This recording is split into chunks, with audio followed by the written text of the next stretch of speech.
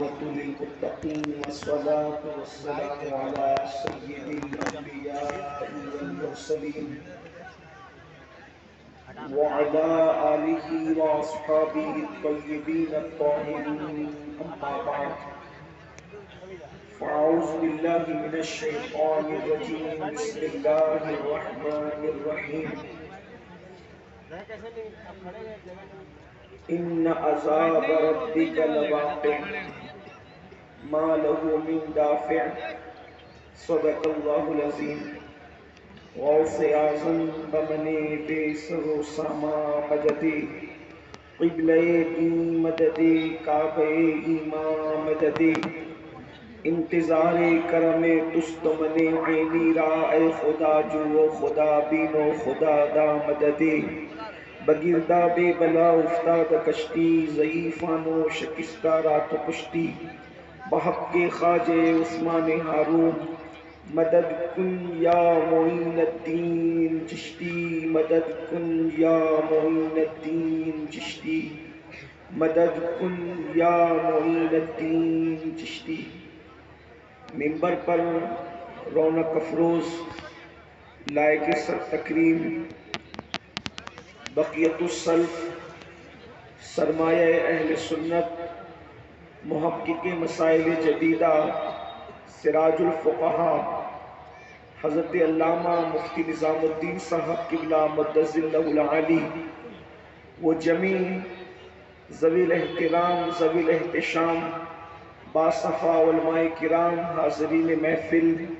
پردہ نشین ماؤں اور بہنوں السلام علیکم ورحمۃ اللہ وبرکاتہ۔ آئیے انتہائی احترام و عقیدت کے ساتھ اپنے اور ساری کائنات کے مرکز عقیدت انیس بے کساں چارہ ساز درد منداں ہم غریبوں کے غم گسار ہم فقیروں کی ثروت شہر یار ارم تاجدار حرم نوبہار شفاعت شب اسرا کی دولہا نوشہ بزم جنت دانائے سبل مولائے کل ختم الرسل خسرو خوباں سیاح لامکاں وجہ کل فکاں در اللہ المکنون سر اللہ المخزون عالم ما کانا وما یکون آب و گل انبیاء جانو دل اصفیاء مطلع ہر سعادت مقطع ہر سیادت خلاصہ کائنات فخر موجودات حضور احمد مجتبی محمد مصطفیٰ ارواحنا فدا صلی اللہ تعالی علیہ وآلہ وصحبہ وبارک وسلم کی بارگاہ بے کس پناہ میں جس طریقے سے پڑھاؤں بلند آواز سے میرے ساتھ مل کر پڑھیں الصلاۃ والسلام علیک یا رسول اللہ الصلاۃ والسلام علیک یا نبی اللہ الصلاۃ والسلام علیک یا حبیب اللہ وعلى آلك وأصحابك يا نور الله صلی اللہ تعالی علیہ وسلم۔ رخ دن ہے یا مہر سمام یہ بھی نہیں وہ بھی نہیں شب زلف یا مشک ختام یہ بھی نہیں وہ بھی نہیں بلبل نے گل ان کو کہا عمری نے سروے جاں فضا حیرت نے جھنجلا کر کہا یہ بھی نہیں وہ بھی نہیں خورشید تھا کس زور پر کیا بڑھ کے چمکا تھا قمر خورشید تھا کس زور پر کیا بڑھ کے چمکا تھا قمر بے پردہ جب وہ رخ ہوا یہ بھی نہیں وہ بھی نہیں دن لہو میں کھونا تجھے شب صبح تک سونا تجھے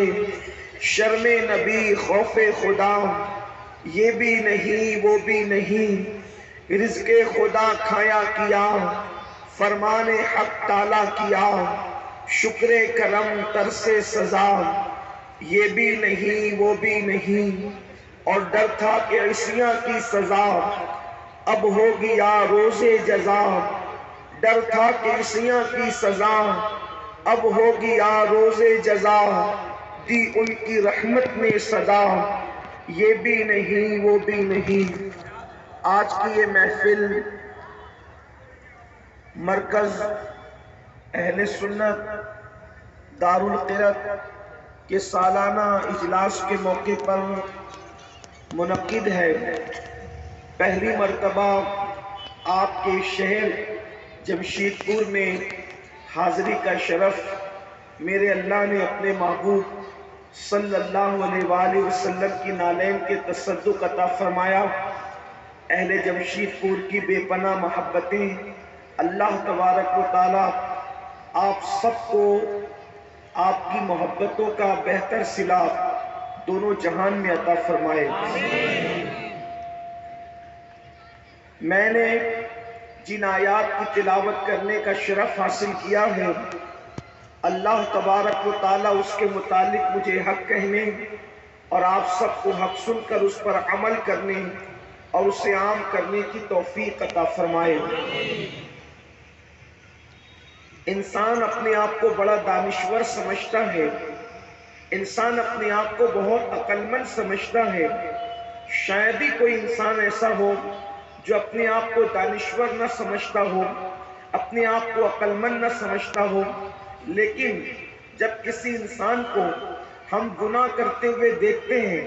تو حیرت ہوتی ہے، اتنا عقل مند انسان، اتنا دانشور انسان، اور کتنی بڑی نادانی کر رہا ہے،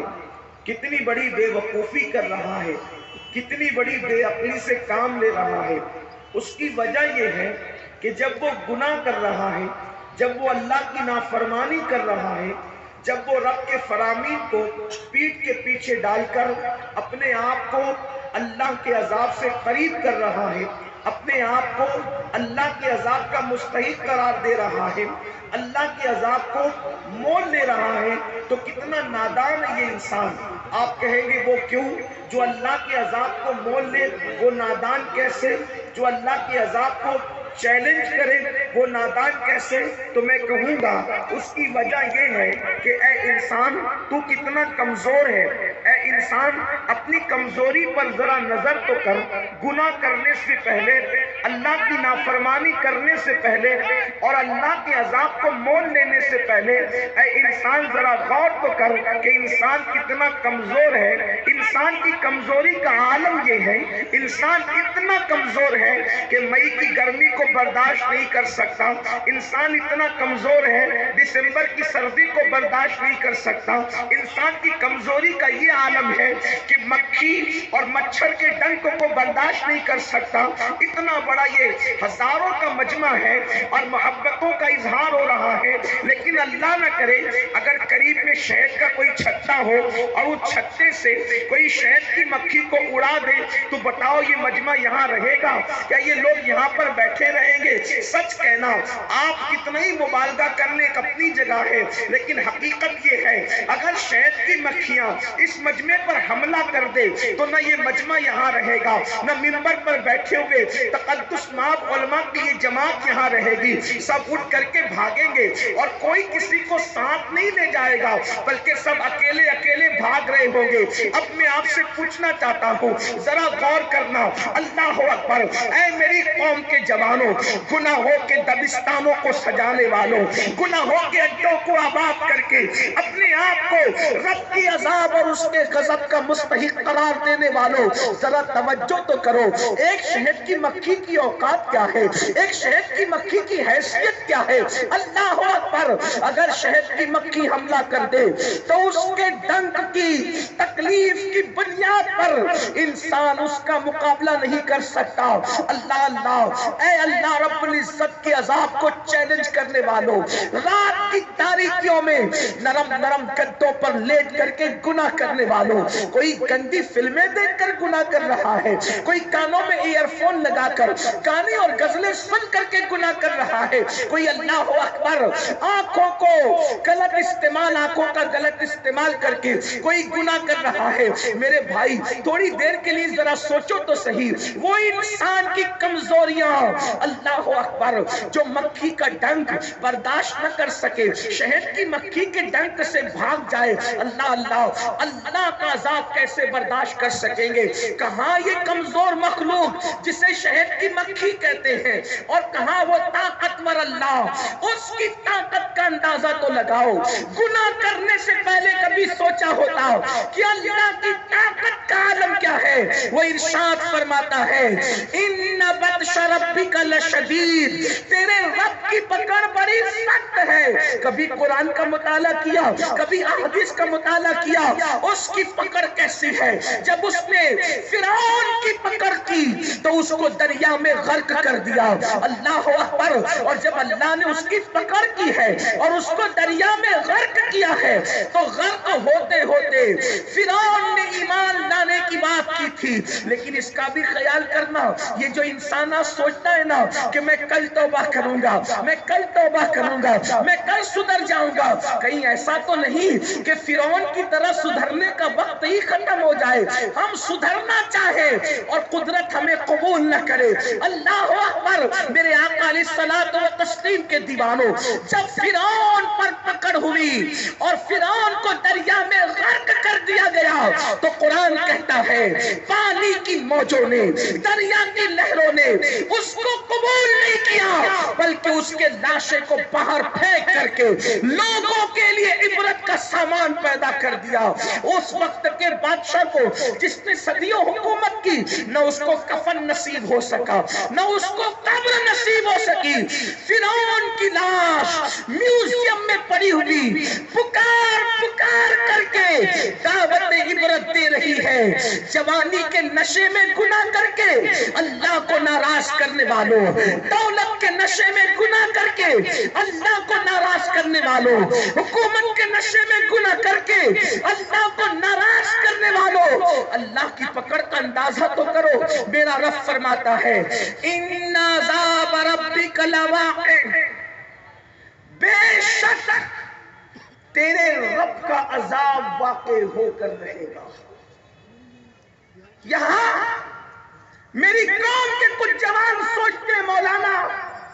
اللہ رحیم ہے، اللہ کریم ہے، اللہ ستار ہے، اللہ غفار ہے، وہ بخش دے گا، وہ بخش دے گا۔ اللہ کی عزت کی قسم، اس کے رحیم کریم ستار غفار ہونے میں ہمیں کوئی شک نہیں، لیکن لوگ اللہ کی رحمت پر تو یقین رکھتے ہیں، اللہ کی غیرت کو کیوں بھول جاتے ہیں؟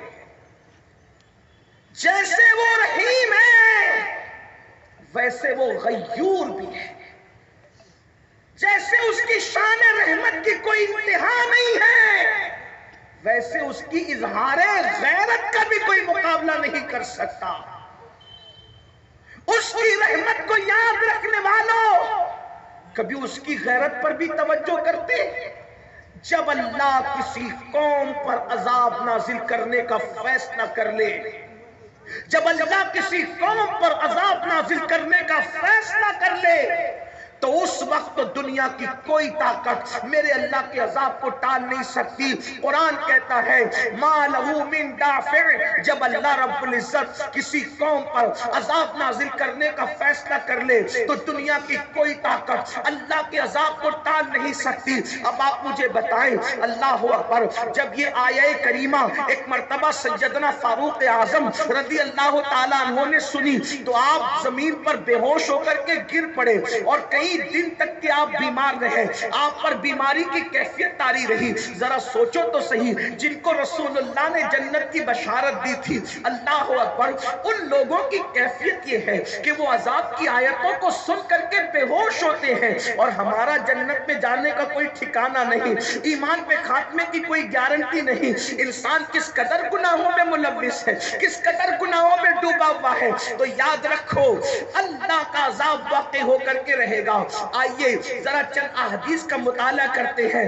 تاکہ پتہ چلے ہم جن جرائم میں گرفتار ہیں ان کا عذاب کیا کیا ہے، اور ہم اللہ کے عذاب کو برداشت نہیں کر سکتے۔ میرے پیارے آقا صلی اللہ علیہ وسلم کے پیارے دیوانوں، ابھی آپ نے سنا جب ہم مکھی اور مچھر کے ڈنکوں کو برداشت نہیں کر سکتے تو ہم اللہ کا عذاب کیسے برداشت کر سکیں گے؟ آج یہ آپ کو بتاؤں، اللہ کے حبیب غیب دا نبی مصطفیٰ کریم رؤوف الرحیم صلی اللہ علیہ وآلہ وسلم ارشاد فرماتے ہیں، جلدی جلدی سے میں اپنی گفتگو کو اختتام کی طرف لے جانے کی سمیٹتے ہوئے شروع سے سمیٹنے کی کوشش کروں گا، کیونکہ مجھے پتا چلا ہے کہ یہاں پر وقت کی پابندی کے ساتھ محفل کا اختتام کیا جاتا ہے، اس اعتبار سے بات مکمل ہوگی، لیکن آپ سب کی توجہ چاہتا ہوں۔ جمشید پور والوں، بڑی محبت آپ نے دی ہے، لیکن بڑی محبت یہ نہیں کہ ہمارے لیے آپ بلند نعرے لگائیں، اونچی باتیں کریں، القاب اور آداب سے یاد کریں، یہ اصل محبت نہیں ہے، بلکہ آپ نے سننے کے لیے بلایا ہے۔ آپ سنیں اور ہو سکے تو غور کریں اور اپنی زندگی کو بدلنے کی کوشش کریں۔ اللہ اکبر۔ میرے آقا صلی اللہ علیہ وآلہ وسلم کے دیوانوں، مصطفیٰ کریم رؤوف الرحیم صلی اللہ علیہ وآلہ وسلم ارشاد فرماتے ہیں، جس کو فقیہ ابو اللیث سمرقندی اپنی کتاب میں نقل کرتے ہیں، اللہ کے حبیب